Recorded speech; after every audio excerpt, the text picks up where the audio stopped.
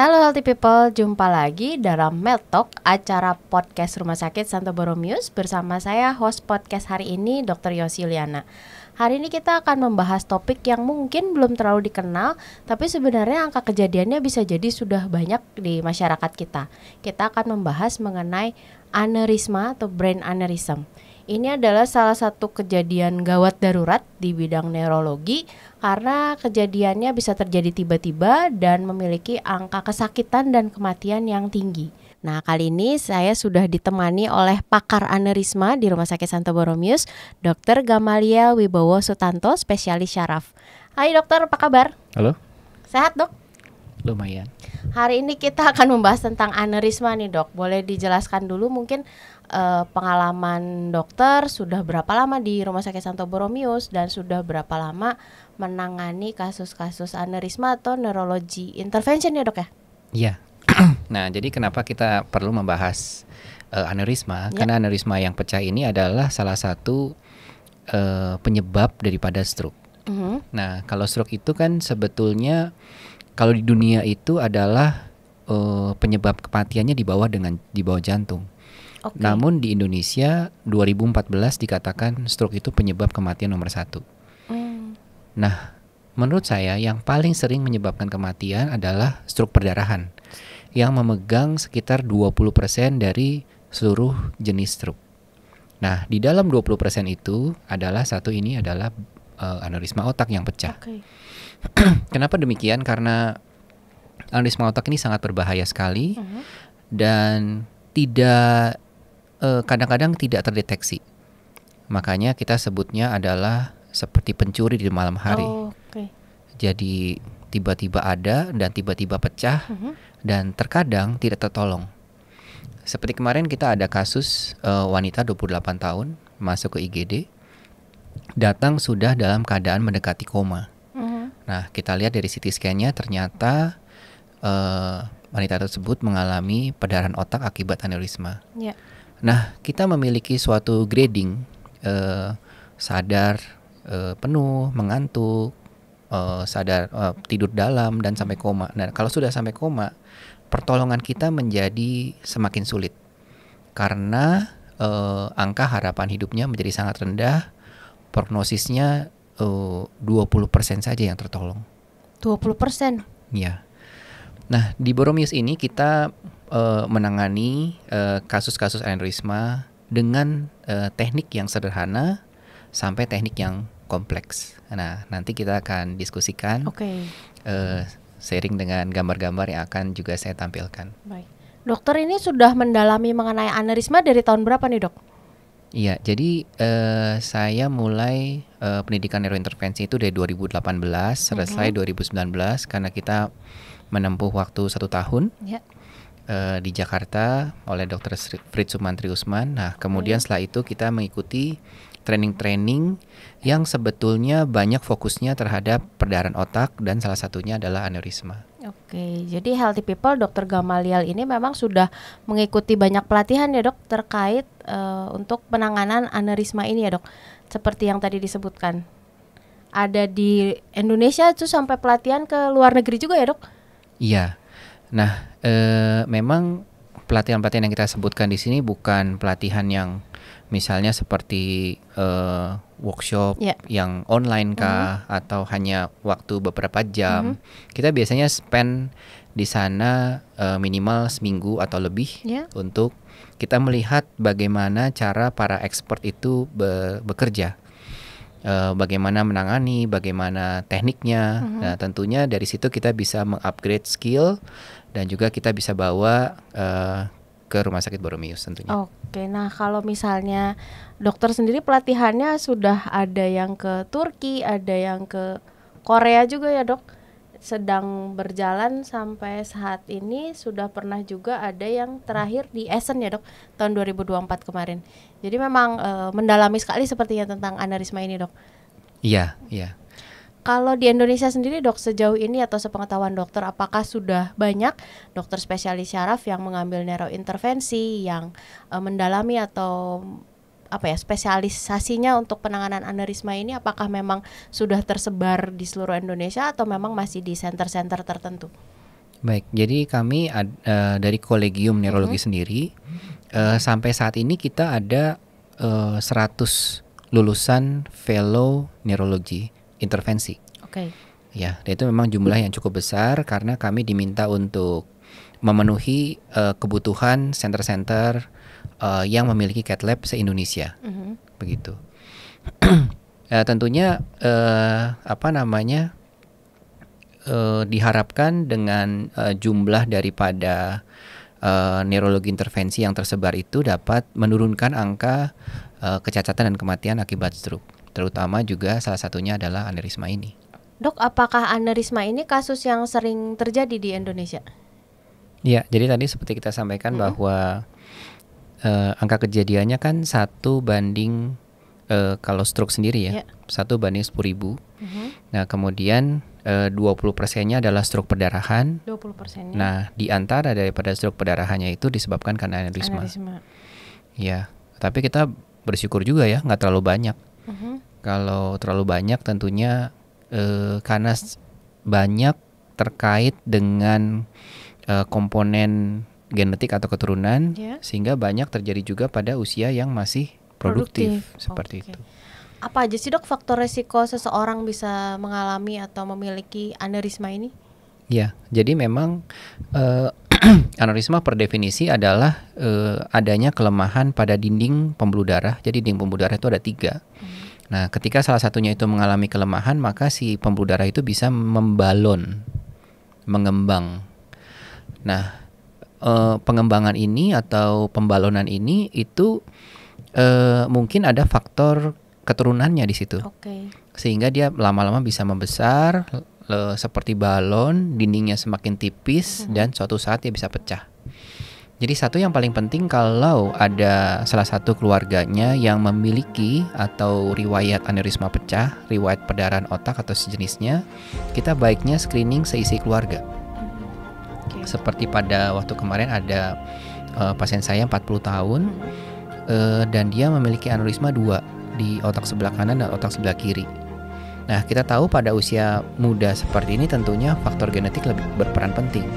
Karena beliau juga cerita tantenya dan juga ibunya meninggal karena perdarahan otak juga. Seperti itu. Jadi satu yang penting adalah faktor genetik. Namun selain itu tentunya jika sudah ada faktor resiko, kita harus menghindari yang paling kuat adalah merokok. Jadi kalau misalnya ada aneurisma, kemudian ada merokok, itu akan lebih mudah untuk mengakibatkan si aneurisma itu berkembang dan akhirnya pecah. Kemudian ya tentunya darah tinggi, ya tekanan darah yang menonjoki daripada dinding pembuluh darah yang tipis, pasti dia akan lebih mudah pecah juga. Seperti itu. Itu terutama yang paling berpengaruh. Tentunya ada yang lain-lain yang juga penting. Namun yang digarisbawahi adalah jika ada keluarga yang mengalami perdarahan otak, terutama akibat aneurisma, dan pada usia yang cukup muda, artinya di bawah 60 tahun, itu baiknya screening secara lengkap.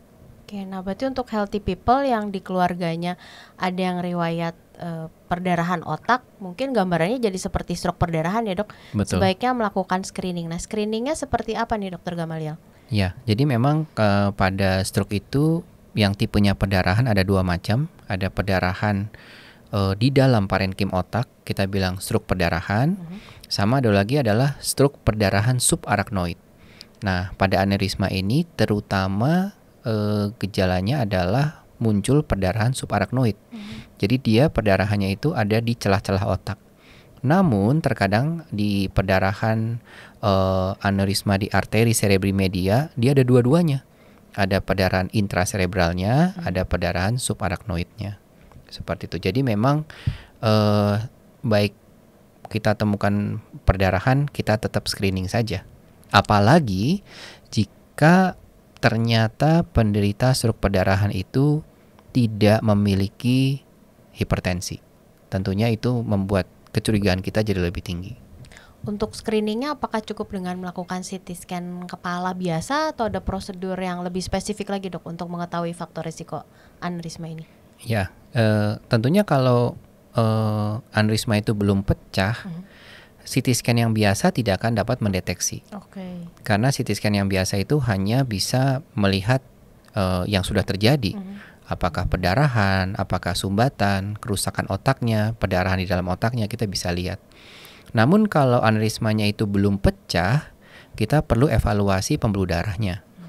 Nah, pembuluh darahnya itu bisa kita lihat dengan CT scan pembuluh darah atau CT scan angiografi, magnetic resonance angiografi ya MRA, atau juga nanti jika kedua pemeriksaan itu sudah dilakukan, kita bisa konfirmasi untuk ukuran lokasi dengan DSA, digital substraksi angiografi.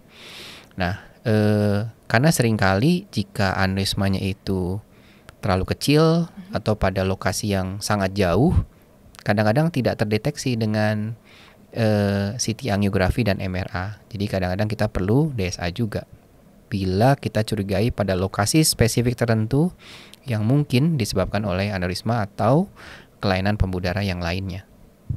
Oke, jadi pemeriksaannya spesifik sekali ya dok, kalau bahkan untuk screening pun memerlukan pemeriksaan yang spesifik, bukan hanya CT scan kepala biasa ya. Betul. Karena untuk melihat faktor resiko pembuluh darah yang belum pecah itu tadi. Betul. Nah, apakah itu semua sudah bisa dilakukan di Indonesia, di Bandung atau khususnya di Rumah Sakit Santo Borromeus, dok?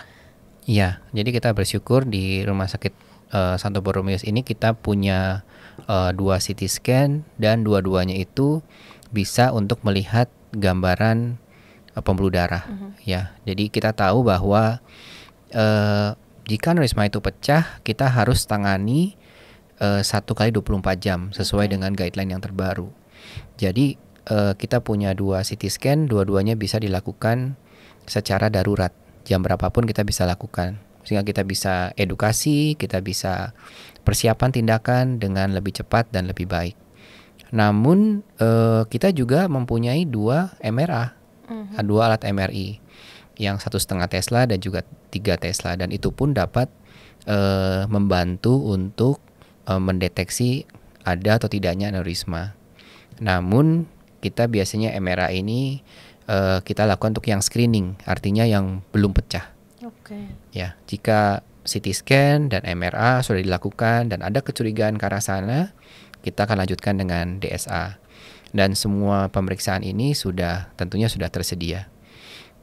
Dan kita cukup bersyukur ya di Borromeus ini, baik radiografer maupun dokter radiologi yang membacanya itu detail dan juga sangat kompeten, sehingga hal ini sangat membantu kita di dalam melakukan prosedur untuk mendeteksi lokasi pembuluh darah mana yang pecah, karena seringkali itu cukup kecil dan lokasinya tersembunyi.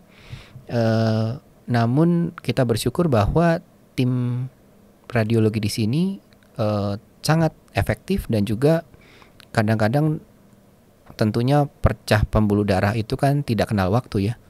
Kadang pagi, kadang siang, kadang malam, tapi kita tetap ready 24 jam. Jadi itu yang kita garis bawahi, bahwa tidak selalu hanya alatnya saja yang tersedia, tetapi tentunya tim dan dokter ahli yang membacanya juga siap untuk memberikan layanan terbaiknya. Apakah aneurisma yang tidak pecah pun akan ada gejala, dok, atau memang hanya akan muncul gejala jika sudah terjadi pecah atau ruptur dari aneurisma ini, dokter? Betul. Ya, jadi memang aneurisma yang belum pecah biasanya tidak bergejala, apalagi kalau ukurannya kecil. Namun kalau aneurisma itu ukurannya sudah sangat besar, ya kita bilang mungkin kita golongkan kepada aneurisma raksasa, itu berukuran lebih dari 1 cm, pasti dia bergejala. Kalau dia lokasinya di pembuluh darah yang menekan kepada saraf untuk gerak bola mata, tentunya akan ada gangguan daripada mata.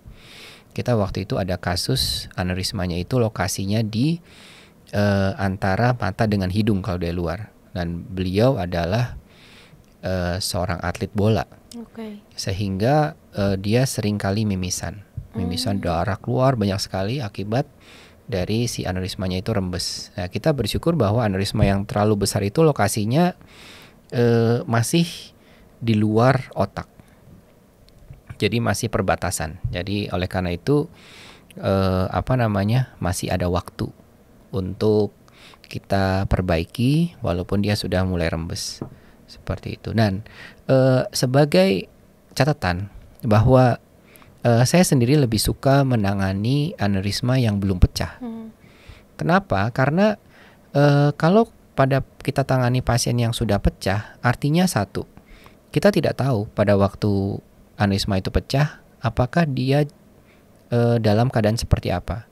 Apakah sadar, tidur ringan, tidur dalam, atau koma. Dan tentunya itu akan berpengaruh kepada prognosis pasien. Itu satu. Yang kedua, dan perawatan itu pasti akan lebih panjang.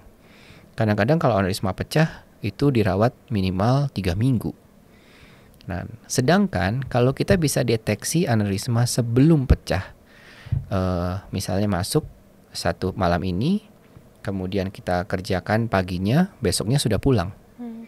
Dan itu akan menghemat waktu yang cukup banyak, dan yang paling penting adalah mengurangi angka kesakitan, kecacatan, dan kematian. Nah, saya pernah membaca sekitar 25% orang yang mengalami aneurisma itu resikonya tinggi sekali untuk mengalami kematian dalam 1 kali 24 jam ya, Dok? Betul.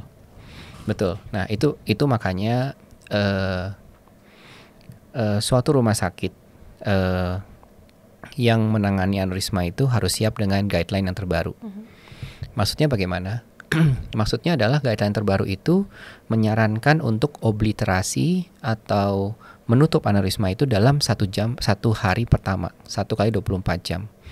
Karena aneurisma itu kita bayangkan saja bahwa itu adalah suatu balon yang rembes. Nah, balon pembuluh darah. Memang tidak seperti balon betulan yang kalau kita tusuk langsung meledak, ya. Namun si pembuluh darah yang besar ini, yang melebar seperti bola, dia rembes terus. Dan kadang-kadang ada plak, kemudian nutup sebentar, tapi kemudian dia akan pecah lagi. Nah, pecah yang kedua, pecah yang ketiga, itu dapat menyebabkan kematian. Contoh misalnya begini, pada waktu pertama mungkin hanya sakit kepala, kemudian kita lakukan CT scan, ternyata ada perdarahan subarachnoid. Kemudian tidak dilakukan tindakan, akhirnya ditunggu lagi, pecah lagi. Nah, kalau pada saat masuk adalah pasien keadaan sadar, mungkin pecah yang kedua jadi tidur ringan. Pecah yang ketiga mungkin tidur dalam atau koma, tergantung daripada lokasi dan ukuran daripada aneurisma tersebut.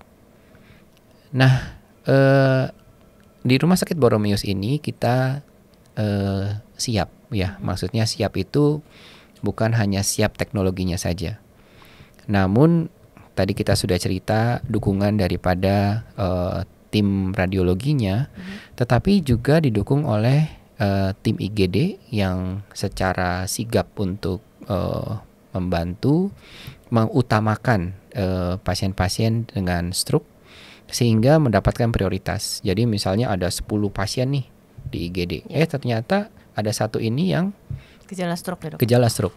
Dia tidak menurut antrian jadi nomor 10. Tapi tim IGD akan membuat jadi nomor 1. Begitu pula dengan laboratoriumnya, begitu pula dengan pemeriksaan penunjang lainnya termasuk radiologi, dan kemudian langsung kita persiapkan di ruangan kateterisasi atau cath lab. Nah, tim kami di tim cath lab ini kita sudah cukup berpengalaman, sehingga alat-alat dan juga timnya sudah tersedia dan siap kapanpun untuk segera menutup perdarahan yang disebabkan oleh aneurisma. Nah, kadang-kadang tuh kita lihat di rumah sakit yang lain kadang-kadang tidak siap, ya, tidak siap daripada tim IGD-nya, radiologinya, cath lab-nya, dan bahkan kadang-kadang operatornya pun belum siap, membutuhkan bantuan dari operator tempat lain untuk membantu mendampingi tindakan tersebut. Nah, di Boromius ini kita beruntung, jadi semuanya satu paket tim sudah ada semua. Jadi kita bilang makanya kita sebutkan bahwa layanan stroke di Boromius itu termasuk jenis yang paripurna, karena kita bisa cover semuanya itu. Tidak hanya cover tapi juga waktunya cukup kita perhatikan. Oke, jadi untuk healthy people memang penting sekali memilih layanan rumah sakit yang memang sudah siap dari layanan gawat daruratnya, untuk pemeriksaan penunjangnya, dan untuk tim dokter yang akan melaksanakan tindakannya juga ya dok ya. Betul. Dan untuk saat ini memang di Boromius neurologi ini menjadi salah satu layanan yang diunggulkan, dan termasuk salah satunya untuk neurologi intervensi ini ya dokter ya. Iya. Oke, nah dok, sebenarnya mungkin nanti healthy people masih ada yang bertanya-tanya nih, sebenarnya ada nggak sih kasus orang terkenal yang kena aneurisma? Mungkin healthy people masih nggak kebayang aneurisma, ada balon di pembuluh darah itu seperti apa-apa. Ada nggak sih dok orang terkenal yang terkena aneurisma dan karena penanganannya yang cepat dan tepat bisa kembali pulih dan aktivitas normal seperti biasa? Iya, jadi mungkin memang kalau di Nusantara kita ini mungkin masih jarang ya yang mau terbuka, kemudian bercerita bagaimana perjalanannya. Namun di luar kita kenal ada tokoh aktris ya, namanya Emilia Clarke ya. Waktu itu main di Game of Thrones ya, Game of Thrones ya. Terus kemudian ada satu lagi tuh lanjutannya dari Marvels ya.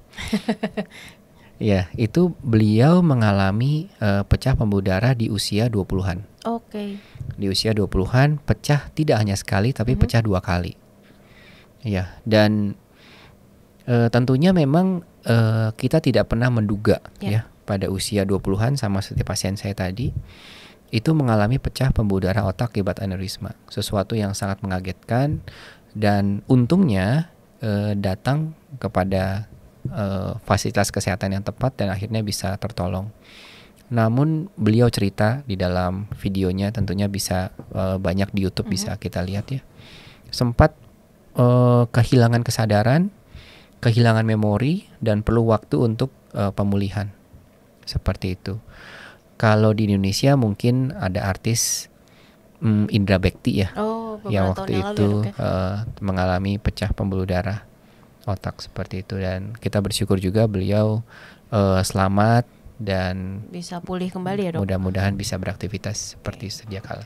Nah berarti kalau misalnya healthy people yang sudah mengikuti dari awal tadi, ada faktor resikonya dok, yang paling kuat adalah faktor genetik.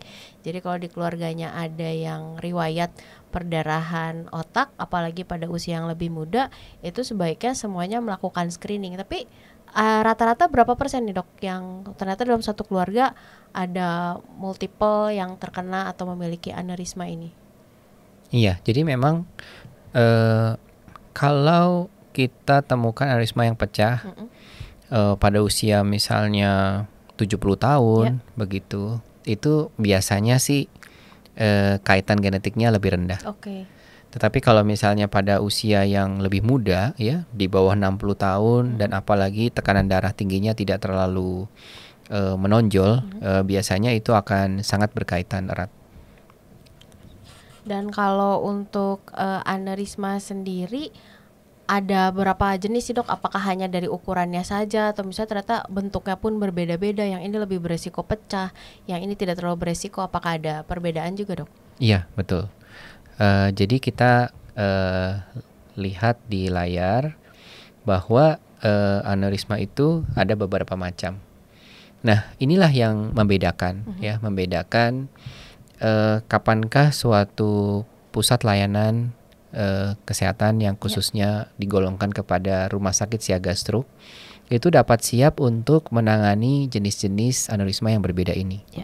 Karena tiap-tiap aneurisma ini tergantung pada lokasi, tergantung pada ukuran, dan tergantung pada jenisnya, membutuhkan pendekatan yang berbeda. Ya, contohnya kalau yang paling sering ya kita temukan adalah bentuknya sakular, artinya dia seperti kubah. Kemudian itu tentunya bisa kita tangani dengan tidak terlalu sulit. Kita bisa masukkan lembaran coils namanya, kita isi sampai padat. Namun itu pun juga bisa bermacam-macam. Ada kubah yang bawahnya atau lehernya itu terlalu lebar, sehingga kalau kita isi coil dia akan jatuh lagi. Namun ada juga jenis lain aneurisma yang fusiformis, dia seperti sosis yang lebar dan panjang, sehingga kita tidak mungkin menggunakan cara-cara yang sederhana untuk menangani kasus seperti ini. Nanti kita akan lihat. Dan yang terakhir adalah aneurisma akibat dissecting atau robekan di bagian dalam daripada pembuluh darah. Aneurisma jenis ini sih biasanya bukan terkait karena genetik ya, tapi biasanya karena darah tinggi atau karena trauma. Ya, jadi dissecting aneurisma ini kadang-kadang juga disebabkan karena manipulasi leher. Manipulasi leher. Ya, kan sekarang kita banyak melihat ya kretek-kretek dan sebagainya itu. Nah, itu bisa menyebabkan robekan dari bagian dalam pembuluh darah.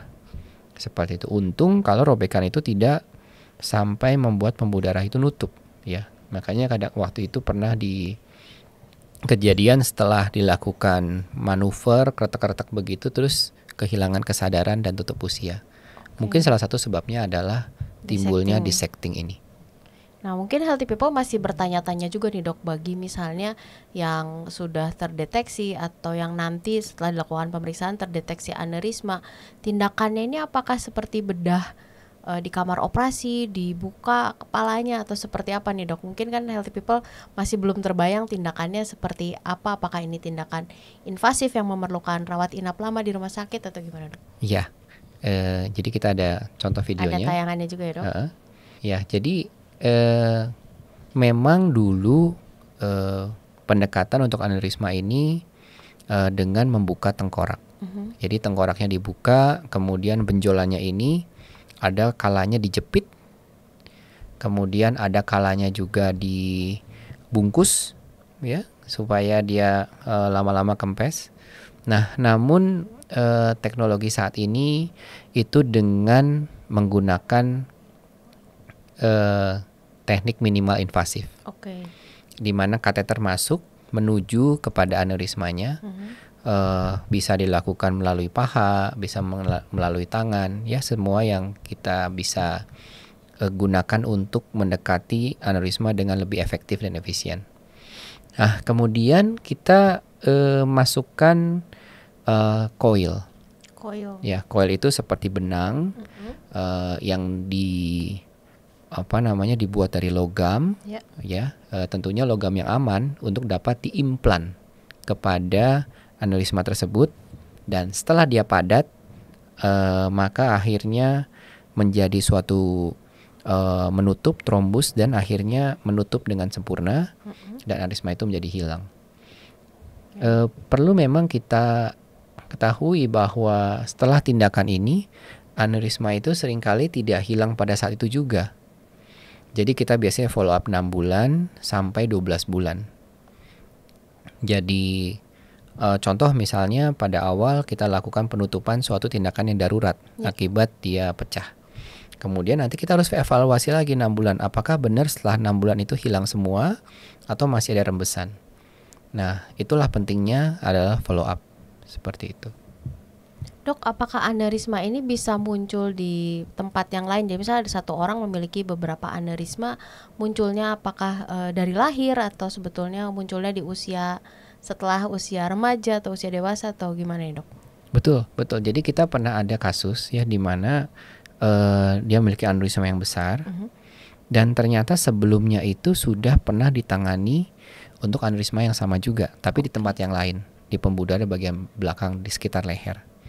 Terus kemudian masuk ke Boromius dengan aneurisma di pembuluh darah di otak depan. Dan ternyata setelah di follow up itu sudah menutup, muncul lagi di tempat lain. Jadi kembali kita sampaikan bahwa ada faktor-faktor yang menyebabkan pembuluh darah itu rapuh, rentan terhadap penggembungan atau pembentukan balon akibat dindingnya tipis. Dan itu tidak terjadi pada satu segmen pembuluh darah saja. Bisa satu ini sudah kita perbaiki, muncul lagi di tempat yang lain. Seperti itu. Tetapi jangan khawatir, asalkan kita bisa deteksi sebelum pecah, tentunya itu akan bisa kita tangani dengan baik. Jadi seperti yang tadi Dokter Gamaliel sebutkan, jika sudah diketahui sejak awal saat screening dan dilakukan tindakan sebelum pecah, tentunya outcome-nya akan jauh lebih baik dengan tindakan yang lebih simpel juga ya dok ya? Betul. Oke. Kalau sudah ketahuan ada aneurisma nih dok dan sudah ada tindakan, apakah untuk selanjutnya memerlukan kontrol dengan minum obat tertentu atau misalnya lifestyle saja atau gimana dok? Iya, jadi memang tergantung daripada jenis aneurismanya. Oke. Contoh misalnya aneurisma yang kita dekati dengan teknik simple coiling seperti ini. Yeah. Nah, di sebelahnya ada tampilan live case di slide berikutnya. Nah, kalau ini adalah contoh di mana kita melakukan tindakan untuk lakukan yang simple coiling. Jadi kita hanya masuk ke dalam aneurismanya, kemudian kita isi dengan coil. Ini adalah prosedur yang kita lakukan dengan 3D roadmap. Jadi dengan teknologi ini tidak mungkin meleset si coilnya itu masuk kepada pembuluh darah yang vital. Tetapi dia pasti masuk kepada aneurisma tersebut. Nah, untuk aneurisma jenis ini yang didekati dengan teknik simple coil, tentunya kita hanya perlu lakukan evaluasi selama 6 bulan ke depan. Namun, ada bentuk aneurisma yang lain. Boleh slide selanjutnya. Di mana kita membutuhkan alat tambahan. Yaitu di mana aneurisma sakular ini memiliki leher yang terlalu lebar, sehingga kalau kita hanya isi dengan coil, maka si coilnya itu akan jatuh kepada pembuluh darah utama dan akan menyebabkan kelumpuhan. Karena ini sama seperti terjadi dengan stroke yang bersifat sumbatan, di mana aliran darah tertutup, namun tertutupnya oleh coil kita sendiri. Oleh karena itu pada jenis aneurisma yang seperti ini, di mana kita menggunakan cincin di bawahnya, kita memerlukan penggunaan pengencer darah. Pengencer darah diberikan untuk menjaga supaya tidak terjadi gumpalan darah di dalam stennya. Namun tidak untuk selamanya, biasanya sekitar 6 bulan. Dr. Yosi, nah di sini ya kita mau share bagaimana kita di Rumah Sakit Boromius ini benar-benar mengutamakan tentunya keselamatan dan kesehatan pasien ya. Karena pada kasus ini ya kita lihat ini seorang wanita muda 50 tahunan. Kemudian dia datang ke IGD dengan perdarahan otak, perdarahan subarachnoid, di mana kita curigai bahwa itu adalah suatu pecahnya aneurisma. Nah, kasus ini terjadi pada waktu itu kita sedang marak-maraknya pandemi COVID. Nah, sehingga tentunya untuk tindakan ini di mana membutuhkan tim kateterisasi, tim cath lab ya, dan juga untuk alat-alat yang diperlukan, kita tetap usahakan seoptimal dan semaksimal mungkin yang kita bisa. Dan kebetulan pada kasus ini adalah bukan suatu aneurisma yang biasa saja.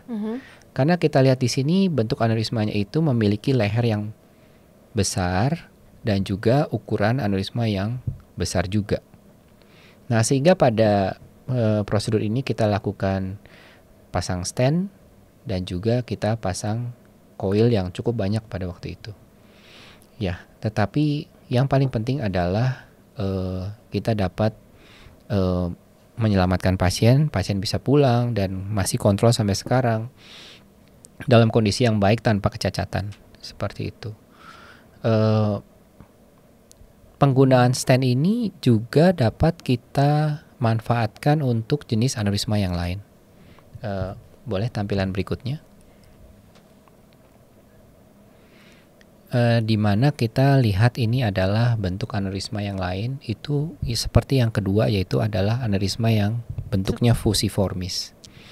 Kita lihat aneurisma ini panjang dan lebar dan di bagian belakang kepala seperti itu. Dan ini adalah seorang laki-laki muda yang sangat produktif, seorang IT, berusia sekitar 30 tahunan. Dan kemudian dia mengalami masuk itu hari pertama hanya sakit kepala saja, CT scan-nya bagus, Hari kedua pecah, tidak sadar, masuk ke ICU. Dan akhirnya pada sekitar minggu kedua dan ketiga perdarahannya sudah berkurang, pasiennya sudah mulai bangun, kita bisa persiapkan untuk lakukan tindakan dan kita lakukan tindakan. Nah, kita berani bilang bahwa prosedur seperti ini di mana kita repair aneurisma yang bentuknya seperti sosis dan panjang dengan penggunaan cincin yang multiple. Jadi cincinnya itu kita pakai 2. Kita pakai 2 cincin, kita remodeling pembuluh darahnya dari yang berukuran tadinya sekitar 1 cm, kita kita kempeskan, kita remodeling menjadi kecil, perdarahannya hilang dan resiko perdarahannya juga hilang akibat aneurisma yang bentuknya fusiformis itu hilang. Nah, tentunya teknik ini tidak sederhana. Kita pasang dua jenis stent dan juga kita pasang juga coil di sebelahnya untuk mengatur flow daripada aliran darahnya hanya menuju kepada pembuluh darah yang kita repair. Kalau tidak salah ini pasien kita kerjakan tahun 2021 dan follow up sampai sekarang pasien masih dalam keadaan baik, tidak ada kelumpuhan dan kemarin sempat telepon juga. Bekerja sebagai IT juga, jadi mungkin pemulihannya cukup baik karena usia cukup muda.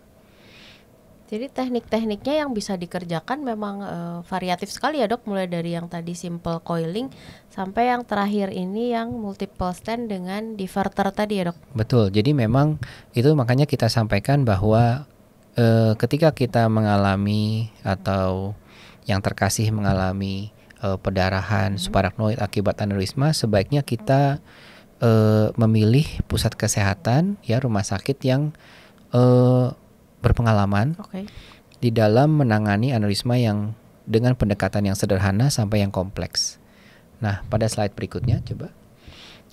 Ini adalah stent yang lain di mana ini adalah stent flow diverter. Jadi flow diverter ini memiliki kerapatan anyaman logam yang lebih padat daripada stent yang tadi. Di mana stent yang tadi itu hanya berfungsi untuk menahan coil supaya jangan jatuh. Nah, stent jenis ini adalah stent yang dapat membuat dinding pembuluh darah itu lebih kuat, lebih rapat dan menyembuhkan kelemahan dinding pembuluh darah. Sehingga kita lihat di sini pembuluh darah yang tadinya melebar aneurisma itu setelah dipasang stent flow diverter ini, maka dia hilang seperti itu. Jadi kembali seperti pembuluh darah normal ya dok? Ya, kembali ke pembuluh darah normal. Dan memang lazimnya stent flow diverter ini adalah dideploy pada saat aneurisma itu tidak dalam keadaan pecah. Seperti itu. Ya, jadi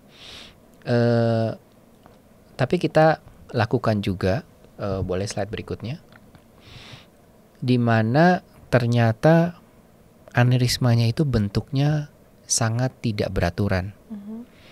Dan ketika kita pasang coil atau kita pasang stent untuk kemudian atasnya diisi dengan coil, itu akan beresiko lebih berat karena teknologi saat ini belum memungkinkan untuk mendeteksi di mana sih dinding pembuluh darah yang paling tipis, di mana sih lokasi rembesan atau pecahnya robekan daripada aneurisma tersebut. Nah, teknologi saat ini kita belum memungkinkan sampai di sana. Jadi ketika kita deploy coil, kita tidak bisa pasti bahwa kita menyumbat atau memperkuat atau tidak menghalangi rembesan darah di lokasi yang tepat. Karena itu tidak kelihatan. Maka pilihan terbaik adalah dengan memasang cincin flow diverter ini walaupun pada keadaan pecah. Nah, kita berani bilang bahwa Boromius ini mungkin rumah sakit pertama yang melakukan pemasangan cincin flow diverter pada keadaan pecah di Indonesia. Oke. Jadi lazimnya ini dilakukan pada keadaan yang sudah mereda perdarahannya seperti kasus yang tadi dokter sebutkan. Betul. Setelah 2 minggu, tapi pernah dilakukan juga pada kasus akut pada saat sedang terjadi perdarahan ya dok. Betul. Dengan outcome yang baik.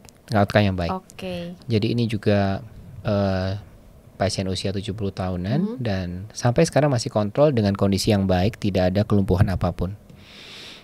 Dan kita merasa perlu untuk mempresentasikan kasus ini juga di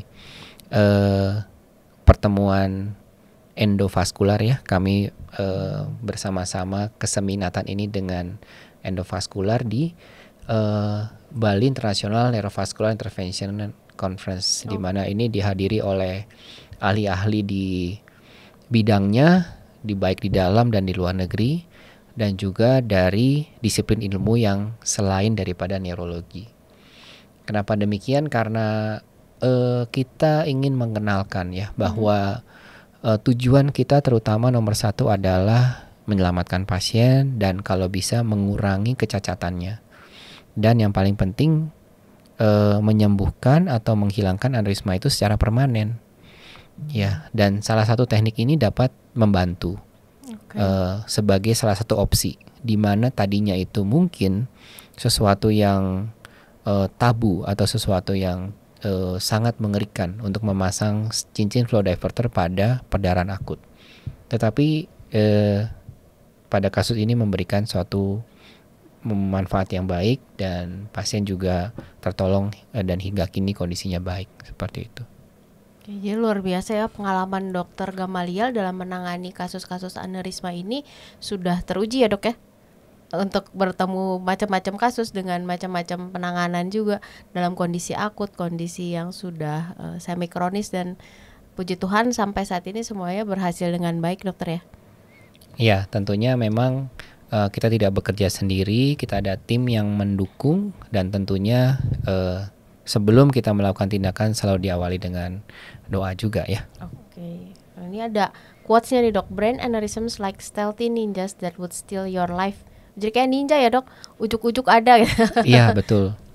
Tiba-tiba terjadi a threat that require the right healthcare champion for combat. Nah, jadi seperti yang tadi sudah ditekankan, untuk healthy people yang mungkin keluarganya atau kerabatnya mengalami perdarahan otak, terutama di usia yang lebih muda, jangan lupa untuk melakukan screening ya dok. Betul. Dan jika ternyata ada aneurisma sebelum ada gejala, juga sudah bisa dilakukan penanganan untuk outcome yang lebih baik dokter ya. Iya, jadi jangan takut. Jadi kalau misalnya kita ada aneurisma, kemudian ternyata itu belum pecah, dan saat ini memang kita belum bergejala, jangan ragu untuk melakukan tindakan penanganan aneurisma sebelum itu pecah, sebab itu akan menghemat kos, menghemat kalau misalnya kita terjadi kecacatan, tentunya kita tidak bisa beraktivitas seperti biasa. Dan juga yang paling penting adalah kita tidak pernah tahu apakah kalau aneurisma itu pecah, kondisi kita akan bagaimana. Apakah akan baik-baik saja atau malah mengalami penurunan kesadaran yang berat. Jadi bila ada, kita tangani. Oke, luar biasa Healthy People. Podcast kita hari ini sangat informatif. Jangan lupa Healthy People untuk follow sosial media Rumah Sakit Santo Borromeus. Kami hadir di Instagram dan TikTok di @rsborromeus. Juga ada di YouTube kanal Rumah Sakit Santo Borromeus Official. Untuk melihat jadwal Dr. Gamaliel, Healthy People bisa pergi ke www.rsborromeus.com. Dan kalau misalnya mau daftar nih, mau ketemu Dr. Gamaliel, beliau bisa ditemui di klinik reguler dan di klinik eksekutif dari hari Senin sampai Sabtu ya dok? Iya. Tapi kalau untuk IGD on call 24/7 ya dok? On call 24/7. Dan kalau misalnya Healthy People mau daftar tapi nggak mau antri supaya lebih cepat dan lebih pasti, bisa juga mengunduh Borromeus Mobile Apps di App Store dan di Play Store. Oke, sampai jumpa lagi Healthy People di podcast Rumah Sakit Santo Borromeus berikutnya, Med Talk. Jangan lupa untuk men-share informasi ini ke orang terdekat Anda. Bye Healthy People, see you. Thank you Dr. Gamaliel.